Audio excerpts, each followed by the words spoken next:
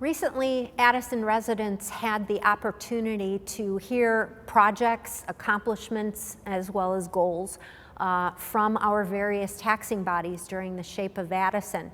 One local taxing body was not a part of that, and maybe we need to adjust that for the future. But in any case, we thought we'd take this opportunity to kind of catch up with what's going on at Addison Township. Those who don't regularly receive services through the township may be unaware of everything that has gone on over the past year, and in fact, even before the pandemic hit. So we are here with Township Supervisor Dennis Reboletti to kind of get an update on the township. Dennis, when you started here, there was a flurry of activity that has continued to this day. So kind of let's catch up with some of the things that you saw as important when you started as supervisor and the accomplishments the township has gone through. Sure. Thank you, Dory, for coming out. I think we have a very good story to tell the taxpayers here and the residents of Addison Township. When I became supervisor back in May of 2017, some residents will remember this building as Old Oak School. Some have come in here to remember and tell us what grade they were in and where lunch was. And they see that there's been a lot of changes over the years. And one of the things that we needed to do when we first came in was to decide what were we going to do with the building. The building was dedicated to the school district back in 1947 or 48. So it was built right after World War II. And it's actually a designated bomb shelter. Oh, awesome. So you see how the time frames have changed. The construction is amazing, but it's an old school that really isn't designed as we see governmental entities today. So one of the things we first did was the basic infrastructure concerns. The first thing we actually did was put lights in, all new lights throughout. And when you have a building that's over 45,000 square feet and you're running a bunch of old lights, you end up with large bills. But at the same time, you end up with a lot of maintenance and the difficulty of finding bulbs like that as they begin to discontinue them. So with a program run through ComEd and the state of Illinois, we were able to get a partial grant, and we put LED lights throughout the entire building. From there, we moved outside and we put on a roof. And that project took about 2 or 3 months, but we were able to begin to secure the 4 corners of the building. Not kind of the really cool stuff, but you got to get the stuff going. And then what we also did last year, or actually the year before, was we did the parking lot, which had not been done in a number of years. So with the board's help, and looking towards the future uses, not only a year out, but 4 years out and beyond, how could we best turn this building to a productive member of the community so that people could access our resources, but then come in here to use it when we're not in here, so. Like I said at the beginning, a lot of people don't regularly deal with the township. They may not even understand some of the services that go on in the building. And before we go into that, let me ask, is the building just occupied by the township now? Because many of us remember that office space was here. You know, back in the days of Representative Lee Daniels, Congressman Hyde had an office here. Is it just the township here now? I had an office here too. That's right. We are, with the pandemic, what we did was, we do have one outside person that is here. That is our vet center. Catherine, who is through the vet center, offers counseling to veterans, not only from Addison Township, but through DuPage County and throughout. So any veteran statewide can come in. That service began a few years ago, and the board just approved a new 5-year lease for them to come in. They haven't been here since the pandemic, but they're looking forward to coming back here soon. But yeah, in the previous years, what is now 50 East Oak was run by different other state and federal officials. Now the supervisors, town folks are upstairs. Our staff is up on the second floor with our food pantry on the first floor. And the assessor's office is at 401 North Addison. And the middle part of the building that runs parallel to Oak Street is at this point now vacant as we begin to retool. And we've talked to some outside entities about coming in here, some not-for-profits. However, the pandemic struck, and then that put all different plans aside until we can get to some better days. Mm-hmm. So what kinds of services does the township offer? I know there's a lot available for seniors when things are operating in a normal fashion. Right. Well, one of the exciting things is that we normally have lunches and bingos for our seniors. We have about a group of about 300 that come regularly, or they used to. And with the change in the phases and the tiers, we'll be inviting them back in next month. And instead of having 125 people in here, we'll be looking at smaller groups, 30 to 40, plus our staff, to begin to welcome them back in. I know everybody needs some social interaction, but it's a lot more than just the fun of bingo and lunch. We have counselors here on staff that deal with what is called the Senior Health Insurance Program. We've counseled dozens of seniors over the year. That helps them decide the different Medicare parts that they need in addition to what they already have. And that's always a very complex thing, helping them with prescriptions and supplemental plans. Mm-hmm. We also offer them, we have, when the Secretary of State allows us again, we have the mobile units come out, the 55 Alive programs, and the mobile units that also come out.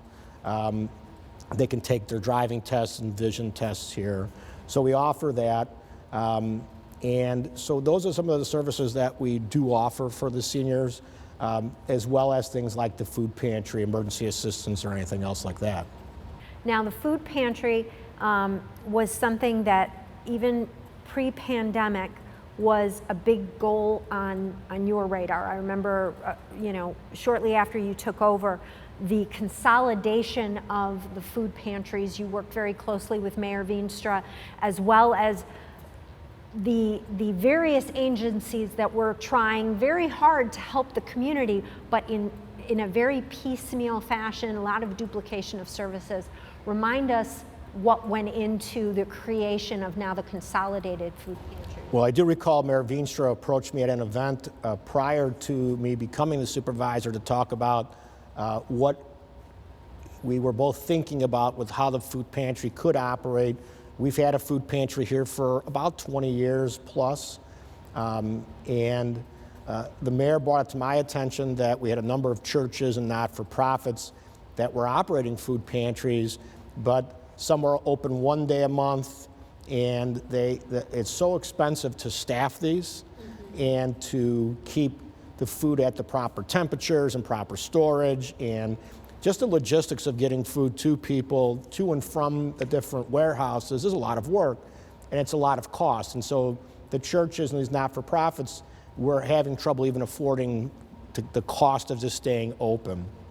So with the help of the mayor, we went to a number of meetings with the pastors here in the community, and through months of discussion, because I had the space and additional resources, we decided that we would consolidate all of our efforts, our volunteers, our resources, to base right here at 50 East Oak. We did kind of a construction meeting a few years ago, or a video on what you were doing. As far as it almost became a small grocery store, for lack of a better term. How has that worked with the various agencies, again, pre-pandemic, and how has the community responded? It's almost hard to remember. That's over a year ago. But previous to the pandemic, at around the end of 2017 into 2018, we took about 5,000 square feet of what was office space. Staff was down there. We've had not-for-profits down there, and basically gutted the entire first floor and constructed some storage space, brought new electric into the building, and really made what is a mini grocery store. It's now known as it's considered client choice by the Northern Illinois Food Bank and Feeding America. And it's designed to allow families to come in and shop as you would in any other grocery store or mini mart. And we stock the shelves with donations from local entities, grocery stores, Amazon, the Northern Illinois Food Bank, local residents, and we place it out like any other grocery store. And they would come in, they would check in at the front, and they would be able to shop twice a month, which is actually one more time a month than we were at prior to me coming in. So we expanded those opportunities. We went to client choice, which is the preferred method, to make sure that people are getting what they need and for dietary reasons, religious reasons, so that they could shop for their family's own needs. And then the pandemic struck, and we were shut down for a short period of time, but the food pantry stayed open.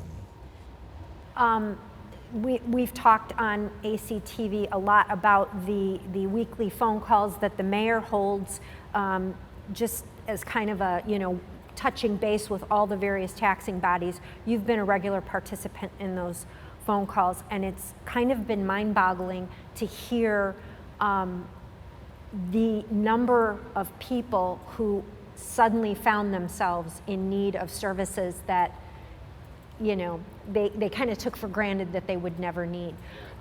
So tell me a little bit about what the last year has been like here.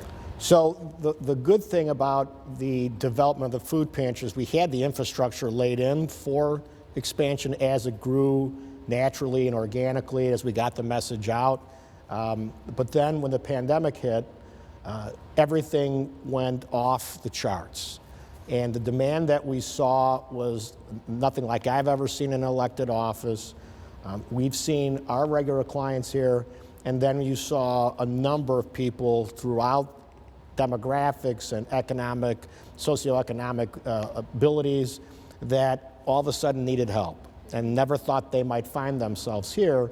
And that's one of the things that we've always talked about is you may not know we're here, you may not know what we do, but our job is to be the social safety net for the community. So on average, I tell folks that we were serving about 100 families a week, pre-pandemic shopping. Holidays are always a little bit busier, but at that point, once the pandemic hit, at one point we were feeding over 600 families a week in the month of June. Unbelievable. And of course, you had to move everything outside. This went from a grocery store to kind of a drive-through service. We did, and so we had to adjust on the fly. And what we really became was a mini warehouse or a mini hub for other entities as well as our own constituents here. And everything, instead of having people come in, you're pushing everything out. And so what we did is have folks line up in their vehicles here in the parking lot at 401 North Addison. They would proceed down to 50 East Oak, and they'd be met by our staff and volunteers. Our highway commissioner sent staff over. The Village of Addison has sent staff over. The Park District has. And then we would fill up the cars, touchless service, and put boxes and bags of food into people's vehicles, and then they could proceed on to the rest of their day. What kind of adjustments did you have to make within the food pantry in order to store all that food? Because you're holding 2, 3, 4 times the amount of supplies in anticipation of helping people. Right. So we were taking in so much more food that we went from a few commercial grade refrigerators and glass refrigerators and freezers that were meant for display to now we have 11 refrigerators, over 20 freezers, a large walk-in refrigerator, because then we were storing everything by bulk. And throughout, as you heard on the phone calls with the mayor, there were times that we struggled to keep up with the demand as well as keep the amount of food in stock because the demand taxed everybody through Northern Illinois Food Bank and everybody needed additional resources. So we went, at one point, we were all the way out through about 3 or 4 different counties to source food to keep the demand met. Unbelievable. What resources were available to you to purchase all of this equipment? So in the beginning, it was all township resources plus donations. Eventually, we were able to garner a $225,000 grant through the county and the CARES Act through the federal government. which we received. We received a $5,000 grant for diapers, baby food, adult diapers, wipes. And the rest of it has been donations. We have received grants, what they call unmet need grants from the Northern Illinois Food Bank. That has helped us purchase food. It's helped us purchase refrigerators, freezers, a forklift, a box truck. So we went from using a van to be able to pick up all of our food to the fact that we needed a van, a box truck, our pickup truck, and trucks from the highway department to bring everything here. Have you talked with other townships in our area? Do you have any idea how our area compares to the services they're providing? Yeah, a lot have similar services to us by statutory grounds.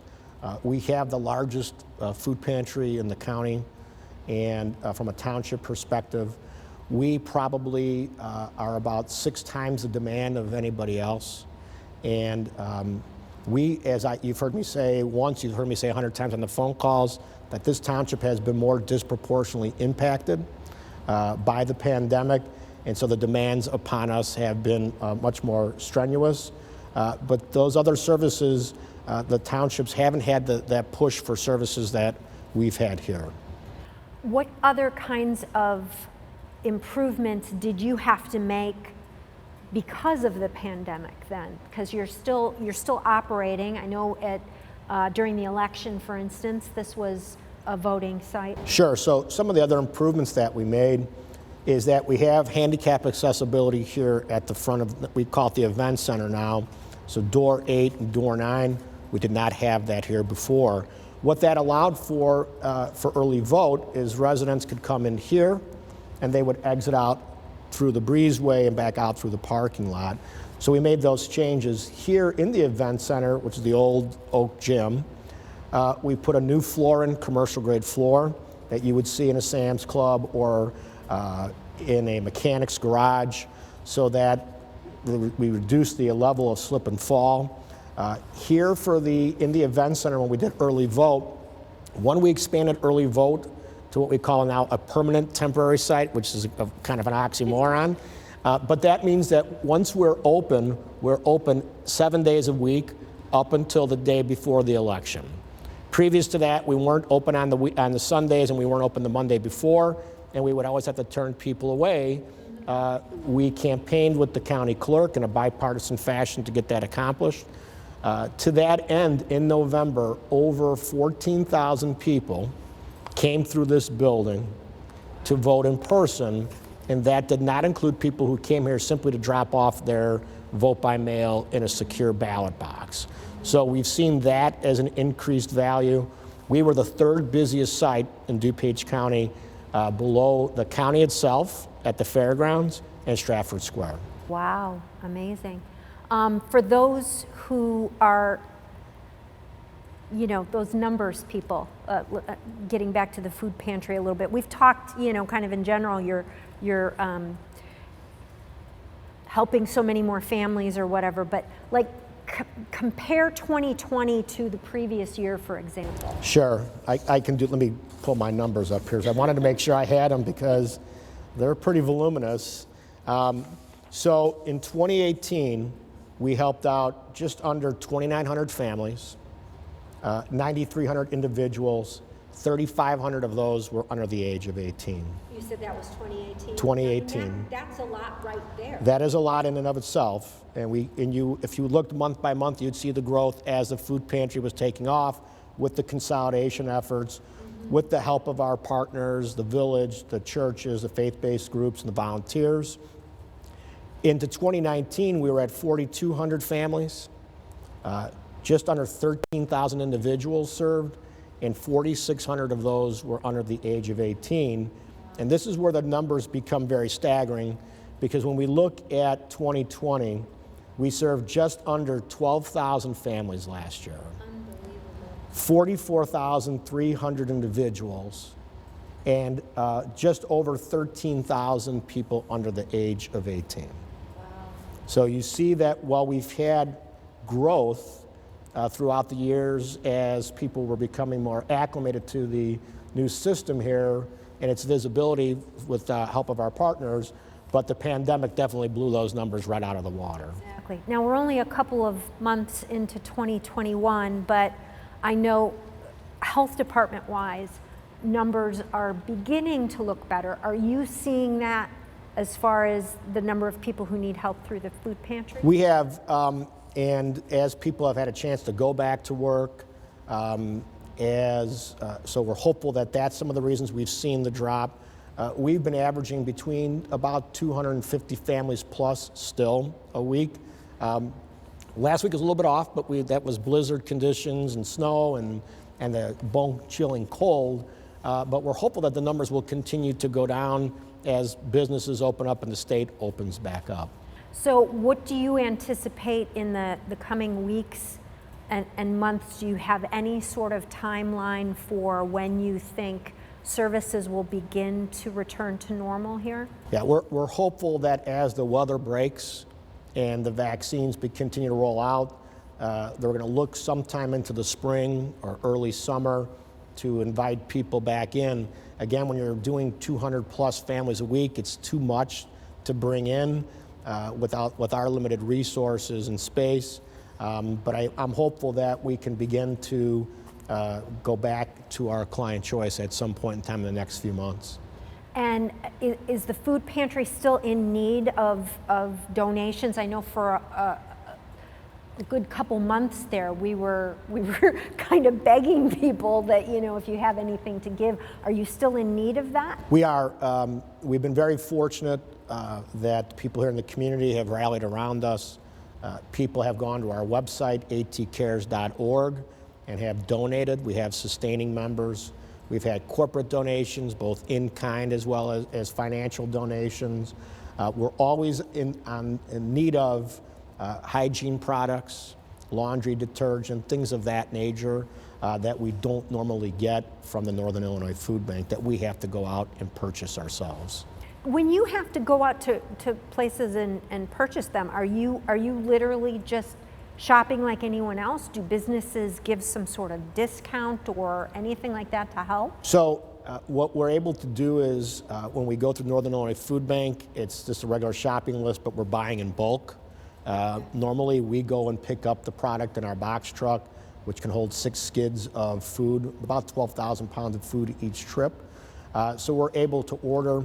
Northern Illinois Food Bank will tell you for every dollar that we spend is worth about $7 if you went to Jewel.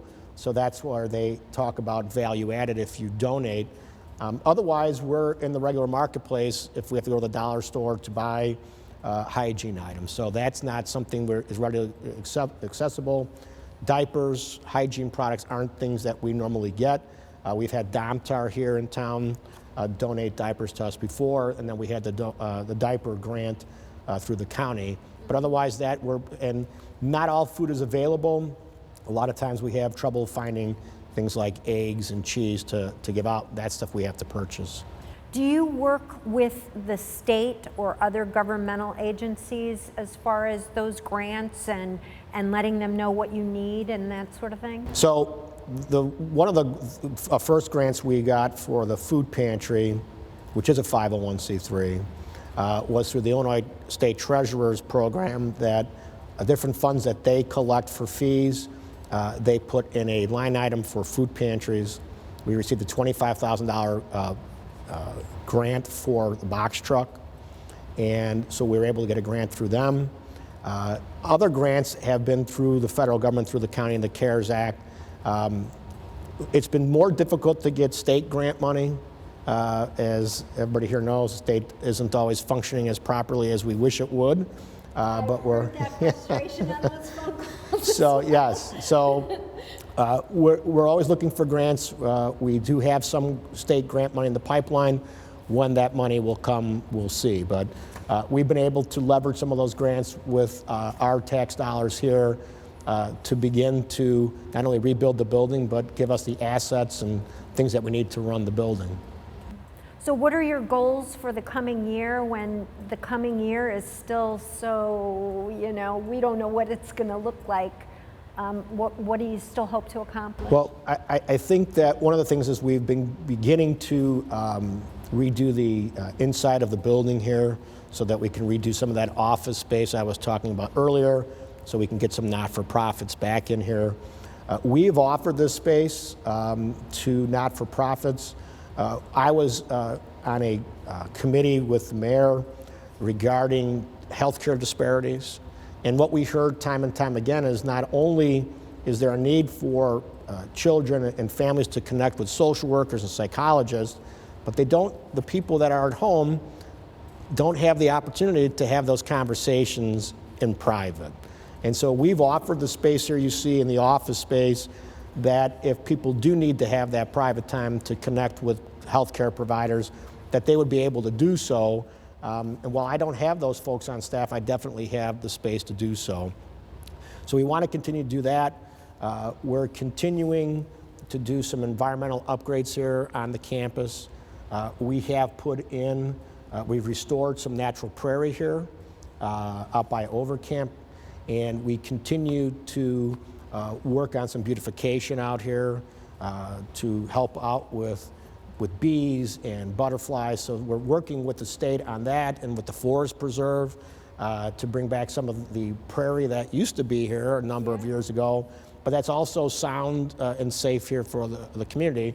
And so it was funny that last year, as prairies grow, we had to mow it down, as you do so many times a year, and people were mad because they wanted to know why we were mowing it down because it was so beautiful. But that's just part of the process to get it to come back even better than ever. So we're going to continue to make upgrades here in the building as we have. We put in new heating and air conditioning units, replacing a 70-year-old boiler. We have a system installed called Respicare.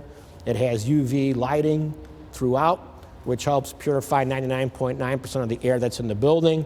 So we hope that will add some confidence when people come back in here to shop at the food pantry, come in here for LIHEAP for utility and water services, or the seniors as they come in for getting their reduced license plate fees. And we'll have some of that contact back in person that we're doing here and have been doing remotely for a number of months. So what do residents need to know? How can they contact the township if they need services or if they want to make donations or get more information? So the township is at 630-530-8161. At that point, there's different numbers you can dial that will get you to different departments that would help with general assistance, emergency assistance, senior services, and the food pantry. We're at AddisonTownship.com on the website for updates, and atcares.org is our foundation that has helped us with food drives and with gaining financial support and volunteers throughout the community. And I would be remiss if I didn't say that I'm very proud of our staff here. They have risen to the occasion. Our staff here in the building, the highway commissioner and his staff and the assessor staff have all pulled together because, as we were talking about off camera, since March, we have pushed through over 1 million pounds of food through this building. That is mind-boggling. So it has been hundreds of thousands of pounds of milk, 300,000 pounds of food donated from grocery stores, and then about 700,000 pounds of produce that came in through the summer through the CFAP program, which is the Coronavirus Food Assistance Program. So it definitely takes a community. It took our staff. I'm very proud of them for rising up, and for the volunteers that have been coming over the years to make this a successful endeavor. Well, if last year has taught us nothing, it's how important the services that the township provides have been, and I'm sure Addison is very grateful for that. Well, we hope with their support we'll continue to be as resilient as possible and make this community as strong as ever as we get back to normal. Let's hope so. Thanks for being with us, Dennis. We have been at Addison Township with Township Supervisor Dennis Reboletti, and their services are an integral part of the Village of Addison. If you need them, you know how to reach them. I'm Dory Croggy. Thanks for being with us.